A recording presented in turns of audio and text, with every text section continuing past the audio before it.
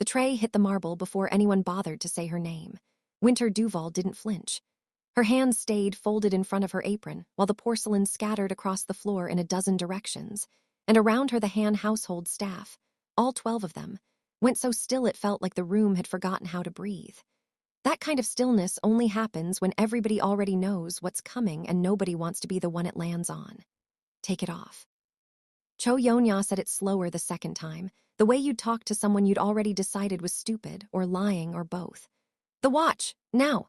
Winter looked down at her own wrist, the thin gold band, the crystal face cracked at one corner, keeping its crooked time the way it had for longer than she'd been alive, and something in her chest locked up tight, the way it always did when this fight found her again. It's not for sale. Her voice didn't move. It's not stolen either, though I understand why you'd lead with that instead of asking. Somewhere by the kitchen door, somebody sucked in a breath. Nobody talked to Cho Yonya that way. Not in this house. Not twice. $1,000. Yonya turned to the room now, performing for it. A maid, wearing a watch worth more than her salary. Tell me how that happens honestly, and I'll apologize to you in front of everyone standing here. Winter let the silence stretch instead of answering. She'd learned a long time ago that silence unsettles guilty people faster than words ever could. It gives them nothing to push against. It was my father's. Flat, final. He wore it every day of his life. I don't need you to believe that. Convenient. A dead father, no witnesses. That was when the door at the end of the hall opened, and the air in the room changed the way it always did the second hand Du-Yun walked into it. He never made noise. He didn't have to. People who spent enough time in his orbit learned to feel him coming the way animals feel weather. He didn't ask what happened. He never did. His eyes moved from the broken tray to his aunt's face to the watch still sitting on Winter's wrist like it belonged there. Back to your stations. The staff scattered. Within seconds, it was just the 3 of them and a shattered teacup nobody cared about. Yonya recovered fastest. She always did. This girl is wearing a watch worth more than most people's cars, Du-Yun, and she wants us to believe it fell out of the sky into her father's pocket. I didn't ask anyone to believe me. Winter looked at him now, not his aunt. I'm here to work, not to be believed. Du-Yun studied her the way he read contracts, slow, hunting for the clause somebody had buried on purpose. Leave the watch on, he said finally. Go back to work. Yonya's mouth opened, then shut. She didn't fight her nephew in front of the help. She fought in the dark later, the way she fought everything that mattered. Winter knelt and gathered the broken porcelain with bare hands, one piece at a time, saying nothing. Her pulse was going harder than it should have been for a woman who just survived a public accusation, and she knew exactly why, and hated herself a little for it. She hadn't come to this house to be noticed by Han Du-Yun. She'd come to find out what his family did to hers. And the first rule of hunting the truth is simple. You never let the person you're hunting start looking back 6 months before that. Winter had been sitting cross-legged on the floor of a cramped Atlanta apartment, a shoebox open in her lap, sorting through what little her father left behind, when she found the folder that rearranged everything she thought she knew. Marcus Duval hadn't been a rich man. 11 years in shipping logistics for a Korean import company, home every night smelling like diesel and cardboard, dead in what the coroner called a workplace accident. And what Winter, 3 years later, reading that folder by lamplight, started to understand was something else entirely. Bank transfers. Wire routing numbers. One name recurring beside figures far too large for a logistics manager to be moving quietly. Han Group. And a note in her father's handwriting, dated 4 days before he died. 11 words that had rearranged the rest of her life the moment she read them. Asterisk, if something happens to me, it wasn't the crane. Asterisk, she'd read that note 200 times since. She still didn't fully understand it. But she understood enough that her father had found something buried inside Han Group's shipping operation, something somebody didn't want found, and 6 weeks later he was dead on a factory floor in an accident the company's own report called freak and unavoidable. 2 years of quiet digging followed. She learned Han Group was a front for something older and dirtier than shipping. She learned the family sat inside a sole estate that belonged to a man named Han Du-Yun. She learned, eventually, that his household was hearing domestic staff through an agency that didn't look past the surface of anyone's paperwork. She took the job under her mother's maiden name. Told herself it was reconnaissance. Told herself she wouldn't feel anything standing inside the house her father's death had probably paid for. She was wrong. Just not the way she expected. What she felt wasn't guilt, and it wasn't fear. It was recognition, because the first time she watched Han Do-yeon cross a room, she saw a man carrying the exact same weight she was. The weight of knowing something rotten sat under the floor of everything he'd been handed, and choosing, every single day, not to look down. If this is your first time here, welcome. If you've been sitting with these stories for a while, welcome back. Glad you're here for this one too. Before we go further into what Winter finds inside that house, tell me in the comments where you're watching from tonight. It genuinely matters to know who's on the other side of this. And if the story's already got its hooks in you, a like and a subscribe helps it find the next person who needs it. Now, back to Seoul. Do-yeon found her 3 days later kneeling in the east garden, sleeves shoved up, replanting a row of chrysanthemums the gardener's assistant had drowned. She never heard him come.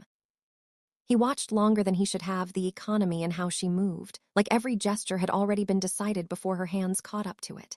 You garden. Even as he said it, he felt foolish. Winter didn't look up. My grandmother did, Georgia. She used to say dirt doesn't lie the way people do. Put something in wrong, it dies. Put something in right, it grows. No politics about it. Sounds like a woman worth knowing. She wouldn't have liked you. No venom in it. Just fact, delivered the way she delivered most things. She didn't trust men who inherited more than they built.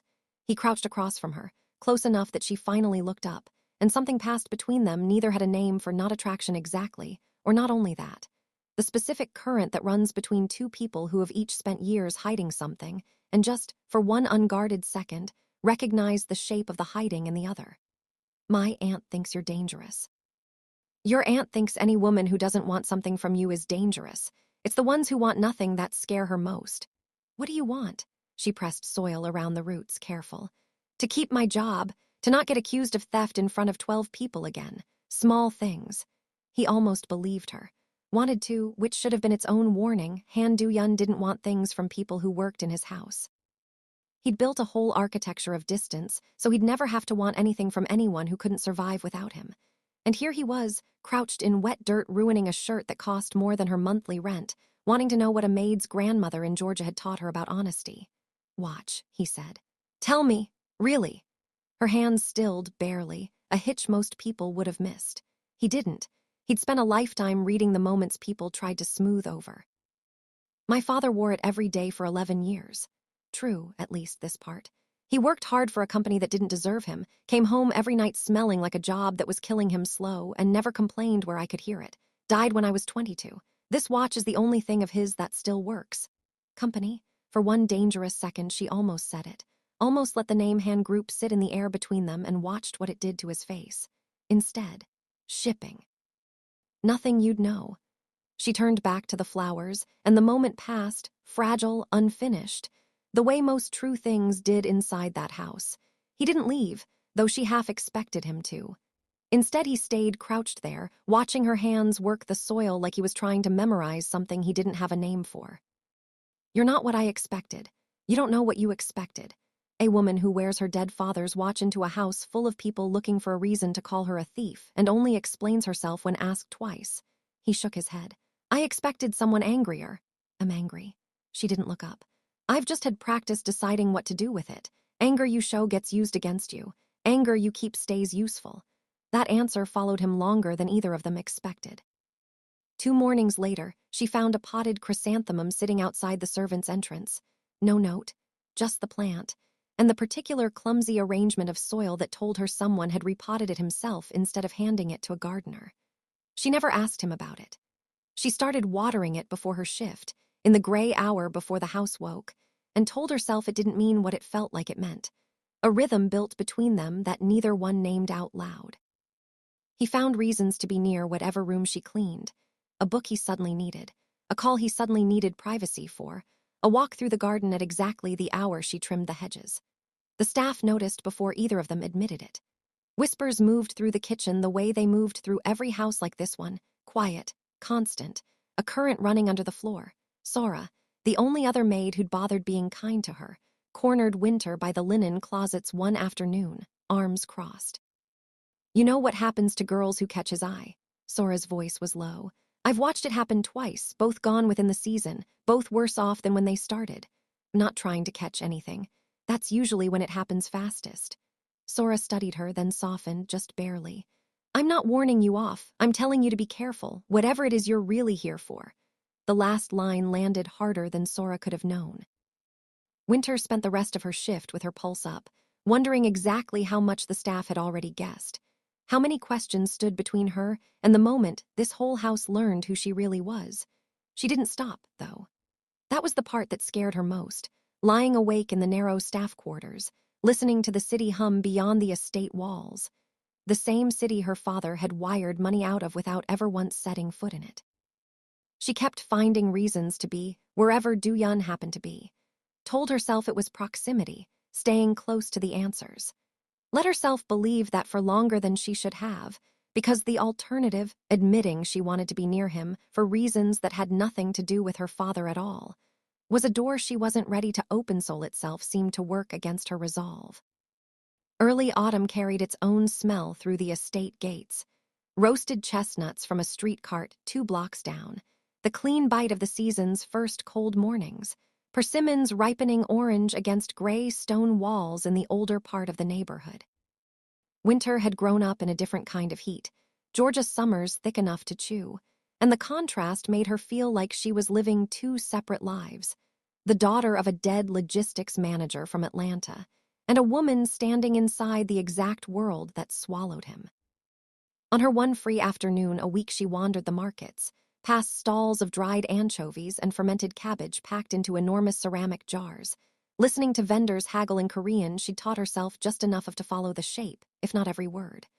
3 weeks in, she ran straight into Do-yeon there, no driver, plain coat, buying persimmons from an old woman who clearly had no idea who he was. You come here alone. Genuine surprise. Once a week. Only hour of my life nobody expects anything from me. He held up the bag like an offering. My grandmother used to bring me here, before she died. Only memory I have of this city that doesn't involve a boardroom. They walked the market together after that, and for 1 hour neither of them was who the world expected, not the maid with a folder of evidence in her dresser drawer, not the heir carrying a legacy heavier than he understood. He told her about coins his grandmother pressed into his palm for candy the vendors gave him free anyway. She told him, carefully, selectively, about her own grandmother's garden, tomatoes gone wild against a Georgia fence, dirt under her nails feeling more honest than anything printed on paper. It was the closest she'd come to happy since the funeral. It scared her worse than anything Cho Yeon-ya had said across a table full of broken porcelain. Neither of them noticed the man in the gray coat 2 stalls back, watching them longer than a stranger should, until he'd already turned and disappeared into the crowd. Winter caught the edge of him from the corner of her eye, the particular stillness of someone who wasn't shopping, and felt the same cold drop in her stomach she'd felt the night she first walked through the estate gates. She said nothing to Do-yeon. She filed it away instead, the way she'd learned to file every small wrongness in that house, and told herself it was nothing. It wasn't nothing. 3 days later, she'd learned the man in the gray coat worked for Yeon-ya's investigator, and that whatever piece she'd found wandering that market had already been cataloged, time-stamped, and added to a folder that was quietly growing heavier by the week. Cho Yeon-ya hadn't survived 30 years inside the Han family by missing the moment her nephew's attention drifted somewhere it shouldn't. She'd watched his father destroy himself once over a woman who wasn't suitable, watched the family nearly lose everything because a man in love stops thinking like a man protecting an empire. She'd promised herself it wouldn't happen twice, not on her watch, not to the last Han who mattered, so she did what she always did. She started digging. Her investigator needed 11 days to find the first thread. A legal name change filed 2 years back, a maiden name that didn't match Winter's employment papers, an Atlanta address tracing to an apartment registered under a man named Marcus Duval, deceased, former employee of a logistics subsidiary Han Group had quietly folded and buried 6 years earlier. Yeon-ya sat with it a long time before deciding what to do, turning it over the way she turned over every piece of leverage in her life, hunting the angle that did the most damage with the least mess. She could go to Do-yeon directly. Expose the girl. Watch him recoil the way any reasonable man would, learning the woman he was falling for had lied her way into his house under someone else's name. Or she could wait, because a lie this size, sitting this close to the center of everything, was going to detonate whether she lit the fuse or not. And in 3 decades of protecting this family from itself, Yonya had learned that the most useful thing you could do with someone else's secret was let it grow heavier in their own hands, until the weight of carrying it broke them before she ever had to lift a finger. She closed the folder. She would wait. And when the moment came, Winter would be the one who destroyed herself, not Yonya. Working inside a house you're investigating stops feeling like reconnaissance and starts feeling like a life faster than Winter wanted to admit. She hated how she'd started looking forward to the hour before dinner, when Do-yeon would find some excuse to be wherever she was cleaning. Hated that she'd learned his rhythms the way she'd once learned her father's, the particular quiet that meant he wanted company, and the particular quiet that meant he wanted to be left alone. She hated, most of all, the night he caught her in the East Wing library at 11 o'clock, standing in front of a locked filing cabinet she had no business near, a hairpin still in her hand. Looking for something. His voice was quiet in a way that dropped her stomach straight through the floor.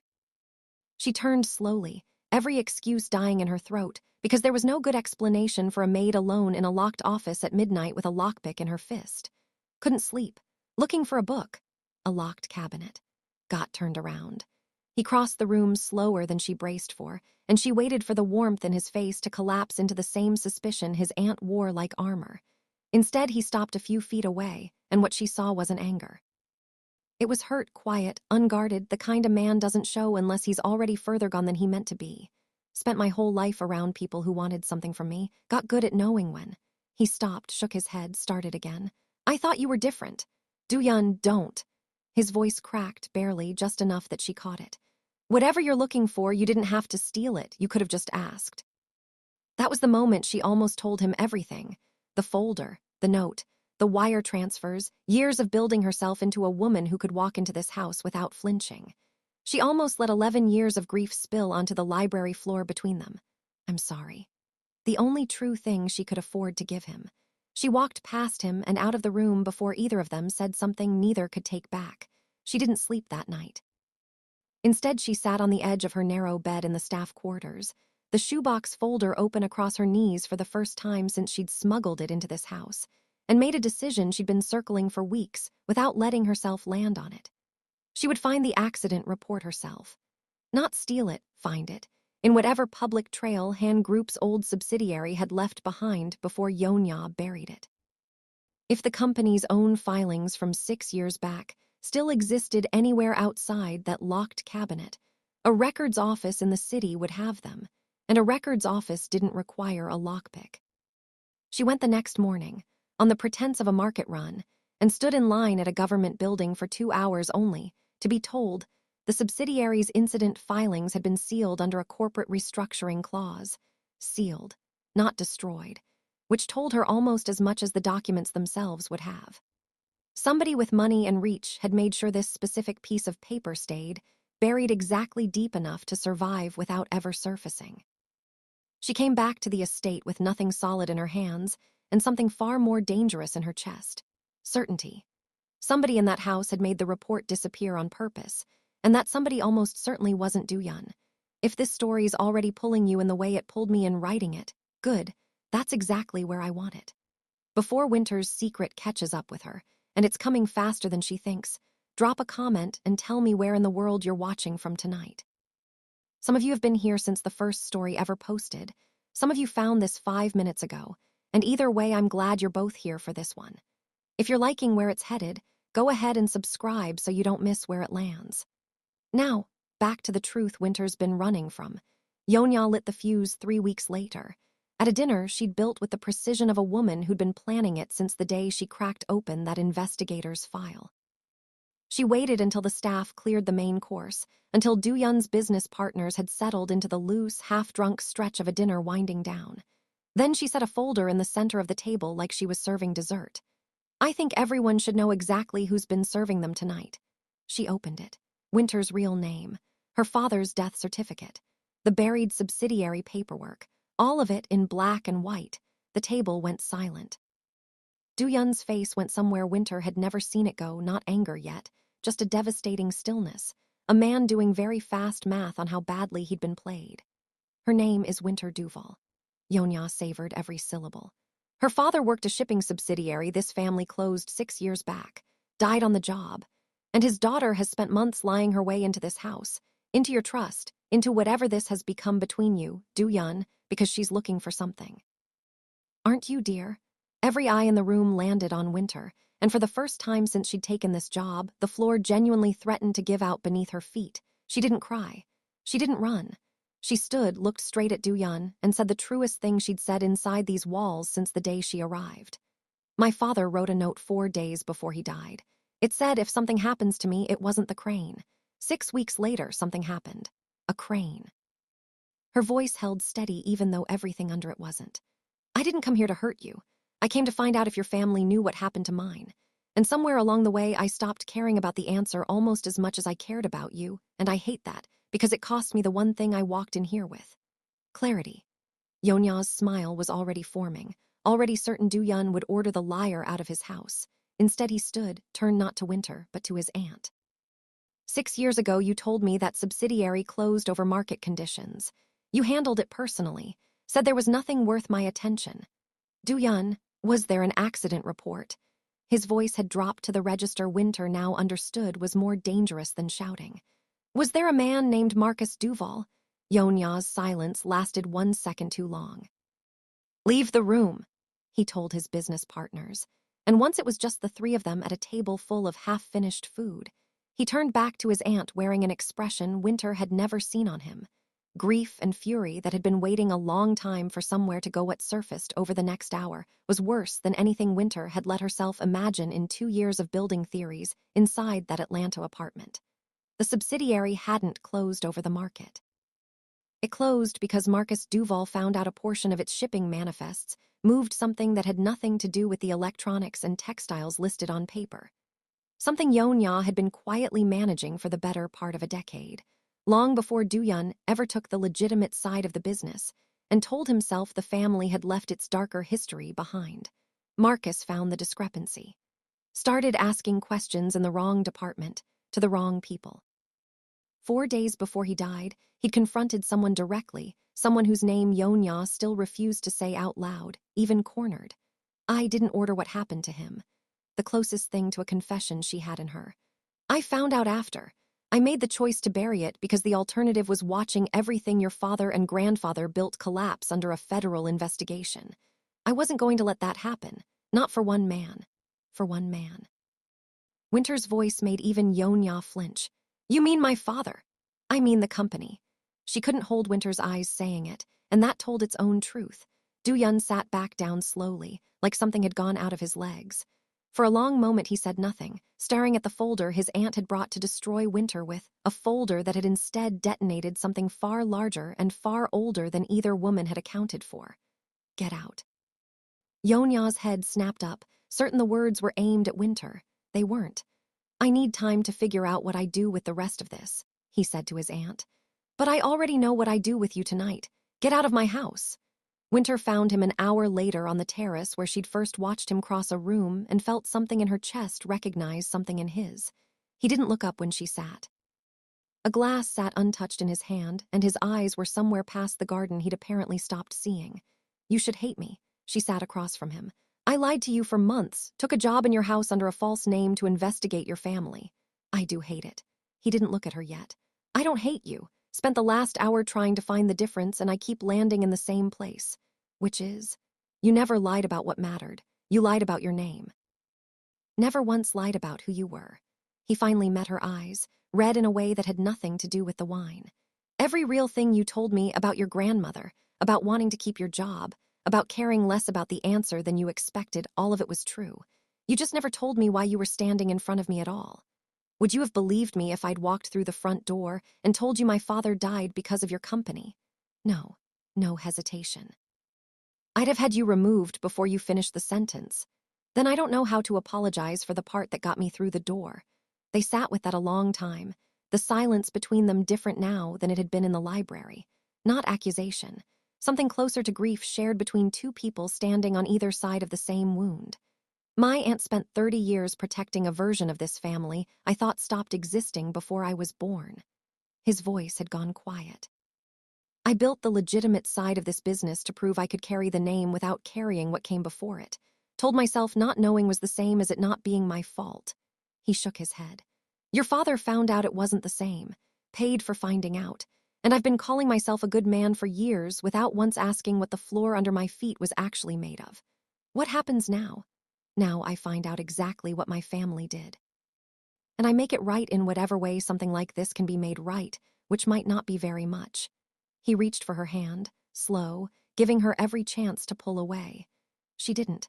And I'm asking you to stay, not because I need forgiveness, because you're the only person who's ever told me the truth even when it cost you everything. I don't want to lose the one honest thing in this house to the dishonest things that built it. Winter looked down at their hands, at the watch still ticking its crooked time, and felt something she hadn't let herself feel since she opened that shoebox in Atlanta. Not closure, not yet. The first quiet permission to stop carrying her father's death alone. Not asking you to fix what happened to him. I don't think that's fixable. I'm asking you to stop looking away from it. That's all I ever actually wanted from this house. Then that's what I'll do. His grip tightened around her hand. Starting with the truth, in public, my name on it, whatever it costs. It cost more than either of them expected. The federal investigation ran the better part of a year, and Du-yun testified against his own family's buried history without flinching, without lawyers softening it into something easier to survive. Board tried to remove him twice, quietly at first, then not men who'd built fortunes on the same silence he was now determined to break, arguing behind closed doors that he was destroying a legacy he had no obligation to burn down. Each time, he told them a legacy built on an unmarked death wasn't worth protecting. Each time, he walked out of those rooms a little more alone than he'd walked in, until the vote finally went against him, and he lost the company his grandfather built in full. He didn't fight it. Winter had braced for the version of him that clawed to keep what was his. Instead, he signed the papers in a single sitting, no lawyer in the room, and came home that night lighter than she'd ever seen him, like a weight he'd carried since childhood had finally been set down somewhere he'd never have to lift it again. Cho Yeon-ya was never charged with anything that stuck. Too careful for that, 30 years of deniability built the same patient way she built everything else. But she left Seoul before the story broke, and no one in the family said her name above a whisper again. The staff scattered faster than either of them expected once the news broke publicly. Half the household resigned within the month, uneasy working for a family whose name now ran across every business page in the country. Sora stayed. She found Winter in the garden the week everything went public, arms crossed the same way they'd been the day she'd first warned her off, except this time there was no warning left to give. I knew there was more to you than a watch, Sora said. I just didn't guess it was this much more. You angry? Not angry. Sora considered it a moment longer, like she was testing the shape of the feeling before she committed to it out loud. I think I'm glad somebody finally cared enough to burn the whole thing down instead of just quietly leaving like the others did.